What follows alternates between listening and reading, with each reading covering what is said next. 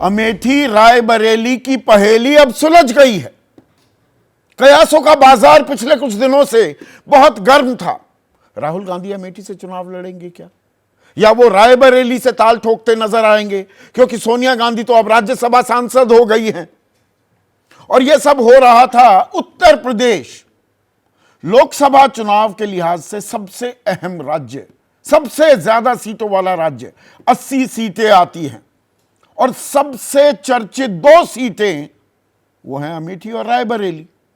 Pocket बरो, परंपरागत सीटें ये मानी जाती हैं गांधी नेहरू परिवार की, और इसे लेकर असमंजस था। अब असमंजस दूर हो गया, लेकिन राजनीति और गर्म होने लगी है। राहुल गांधी ने आज पर्चा भर दिया, नामांकन अपना भरा। रायबरेली से कहा भावुक क्षण है, लेकिन बीजेपी ने आरोपों की झड़ी लगा दी कि ये तो डर गए, भाग गए अमेठी से रायबरेली। साथ में यह भी जोड़ दिया कि वायनाड, जहां से सांसद हैं राहुल गांधी, और वहां चुनाव भी मुकम्मल हो चुके हैं, कि भाई वायनाड में हारने वाले हैं, इसलिए अब फिर से यूपी आ गए। और यूपी में भी रायबरेली, एक ऐसी सीट जो 2019 में कांग्रेस जीतने में कामयाब हुई थी, अकेली सीट जो कांग्रेस ने उत्तर प्रदेश की 80 सीटों में जीती। प्रधानमंत्री मोदी ने वार किया, क्या बोले? शहजादे वायनाड में डर के हार से अपने लिए दूसरी सीट खोज रहे हैं। अब उन्हें अमेठी से भागकर रायबरेली सीट चुननी पड़ी है। ये लोग घूम घूम कर सबको कहते हैं डरो मत। मैं भी इन्हें यही कहूंगा, डरो मत, भागो मत। अब ये 2 शब्द, इनकी गूंज सुनाई देने वाली है। ये बात आप मेरी लिखकर ले लीजिए, डर और भागना। बीजेपी की माने तो डर के मारे भाग गए राहुल गांधी, या दरअसल सीट तो बदली है, इस बात से कोई इनकार नहीं कर सकता। अमेठी के बजाय वो रायबरेली से अब चुनावी ताल ठोक रहे हैं। कोई असमंजस था क्या? मन में किसी बात का भय था कि अमेठी में चुनाव फिर से ना हार जाऊं तो किरकिरी हो जाएगी। 55,000 वोटों से हारे थे वो स्मृति ईरानी से, और 2014 का चुनाव भी 1,07,000 से ही।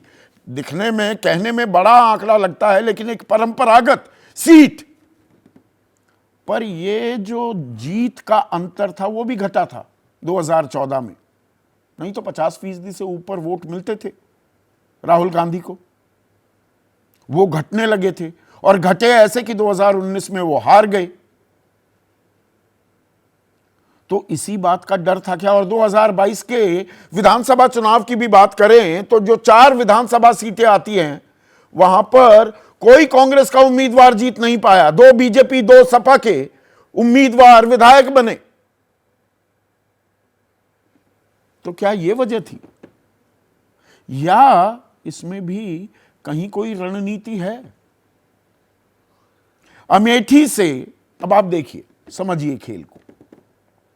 अमेठी से राहुल गांधी चुनाव लड़ते, आज नामांकन भर देते, तो सबसे हाई प्रोफाइल सीट हो जाती।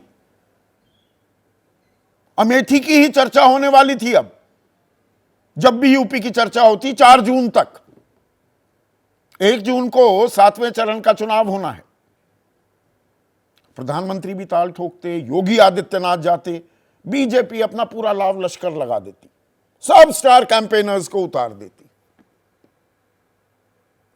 अब कांग्रेस ने किशोरीलाल शर्मा को वहां से उतारकर इसे एक सामान्य सीट में तब्दील कर दिया है क्या?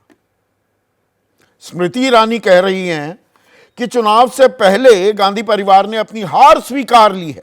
मेहमानों का स्वागत है, अतिथि के स्वागत में यहां के लोग कोई कसर नहीं छोड़ेंगे। मेहमान बता रही हैं, खुद भी तो मेहमान ही थी। वो तो अमेठी की नहीं है। घर पर भी राजनीति हो रही है कि मैंने घर बना लिया, राहुल गांधी ने तो आज तक घर नहीं बनाया। पर आप भी मेहमान ही हैं। तो सामान्य चुनाव बन जाएगा क्या? मल्लिकार्जुन खड़गे पलटवार कर रहे हैं, कांग्रेस के राष्ट्रीय अध्यक्ष। वो कह रहे हैं प्रधानमंत्री मोदी से पूछिए, वो खुद ही भागकर वाराणसी आए ना। यानी कि कांग्रेस ये कह रही है कोई कहीं से भी लड़ सकता है। प्रधानमंत्री गुजरात के हैं, लेकिन वाराणसी को अपनी सीट बना लिया, अपना घर बना लिया। तो राहुल गांधी रायबरेली जा रहे हैं। अब रायबरेली में क्या बीजेपी उतनी ताकत झोंकेगी, या रायबरेली का ट्रिकल डाउन इफेक्ट अमेठी में भी आएगा? पर बात 2 सीटों तक नहीं है, तो कहानी अधूरी हो जाएगी, बहुत ही सीमित हो जाएगी। क्या दरअसल अब लड़ाई पूरे उत्तर प्रदेश की रोचक होने वाली है। अभी 64 सीटों पर मतदान होना बाकी है। 16 ही सीटों पर मतदान हुआ है उत्तर प्रदेश में, यानी कि 20% सीटों पर, 80% सीटों पर, 80 में से 80% सीटों पर अभी मतदान होना बाकी है। और राहुल गांधी की एंट्री, उसके चलते चुनाव गर्म हो जाएगा क्या? उत्साह भी आएगा क्या कांग्रेस में? क्योंकि कांग्रेस की गत उत्तर प्रदेश में कोई अच्छी नहीं है, यह कहने में मुझे कोई गुरेज नहीं। 20-21 सीटें जीती थी 2009 में, वो भी अपने आप में एक सरप्राइज था, वरना 90 के दशक से लगातार नीचे ही आती जा रही है कांग्रेस। क्रिटिकल केयर में है। 2022 के विधानसभा चुनाव में 2.36% वोट बैंक रह गया कांग्रेस का। तो राहुल गांधी की एंट्री क्या कुछ जोश क्रिएट करेगी? और कन्नौज से नामांकन भर दिया है अखिलेश यादव ने, तो 2 लड़के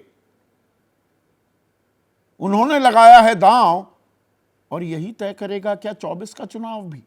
यह भी अपने आप में एक सवाल है। पलटकर आप यह भी कह सकते हैं कि 2017 में भी तो आए थे 2 लड़के, कोई कमाल नहीं कर पाए। लेकिन हर चुनाव का कोई ना कोई अपना परिप्रेक्ष्य होता है। अब युवा चेहरे, इसमें भी एक दिलचस्प बात यह है, 54 साल की उम्र होने को आई राहुल गांधी की, हम उन्हें युवा कह रहे हैं, मैं भी कह रहा हूं। भारतीय राजनीति में 60-65 तक युवा ही रहते हैं। 60 इज द न्यू 40, वैसे कहते हैं कि 40 इज द न्यू 20 आज की तारीख में। तो क्या ये बीजेपी के लिए भी थोड़ी दिक्कत पैदा कर रहा है क्या? और अगर हम रायबरेली की बात करें तो रायबरेली एक ऐसी सीट है, यहां पर लगातार गांधी परिवार के लोग जीतते आए हैं। 3 बार हार हुई है, 1977, 1996 और 1998। तो आखिरी हार कांग्रेस की यहां पर 25-26 साल पहले हुई थी।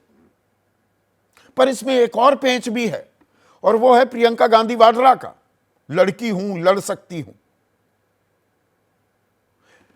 सोनिया गांधी ने तो 3 दिन पहले कहा था कि नहीं, आपको चुनाव लड़ना चाहिए, दोनों को, राहुल गांधी और प्रियंका गांधी वाड्रा को, वरना रायबरेली अमेठी ये तो थाली में सजाकर आप विपक्ष को दे देंगे, ये ठीक नहीं होगा।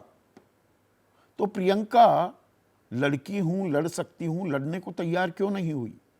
या दरअसल एक और बैकअप प्लान भी है कांग्रेस की कि रायबरेली जीतते हैं अगर राहुल गांधी, तो 1 सीट तो छोड़नी पड़ेगी, तो वायनाड वो छोड़ देंगे और प्रियंका गांधी वाड्रा वहां से चली जाएंगी, वहां पर चली जाएंगी, डैमेज कंट्रोल भी हो जाएगा कि गांधी नेहरू परिवार का ही एक और सदस्य आया है, और उनका महिला होना क्या वो डैमेज को लिमिट कर देगा?